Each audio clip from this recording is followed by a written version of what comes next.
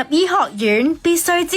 大家好，都見過幾次 patient 喺面前離開，好多屋企人圍住咁，有使命感係好事啦，但係冇 get too attached 咯。如果你好 attached 嘅話，其實係好難捱嘅呢段時間。第二就係一個好好嘅 mentor 同我講嘅 spatial 同埋 situation awareness。喺個 ward 裏邊啦，或者一個 clinical environment 裏邊，你要做嘅就係唔好阻住大家做嘢。咁所以你要知道喺啲咩時候係需要認真，有啲咩時候係要 involve，有啲咩時候係應該係企喺側邊去 observe 嘅。呢啲都係靠自己嘅 experience 或者你同其他人嘅呢個交流裏邊學翻嚟。第三就係乜嘢係值得去，乜嘢係唔值得去咯。你嘅時間其實好短嘅，即係話就話6年，但係其實你真係學嘢嘅時間係非常之有限嘅。有啲嘅 clinical activity 啦，或者有啲嘅 tutorial lecture 係比較有用嘅，你就花多啲時間，花多啲心思落去啦。咁但係冇乜用嗰啲又唔係好 take attendance，所以其實你可以用嗰個時間去做一啲更加之值得做嘅學習嘅機會。最尾就係揾到自己讀書嘅一個方法啦，即係唔好人哋做咩你就做咩。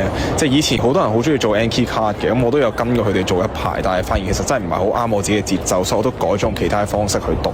想睇多啲關於醫療行業嘅 reels，記得 follow 我啊！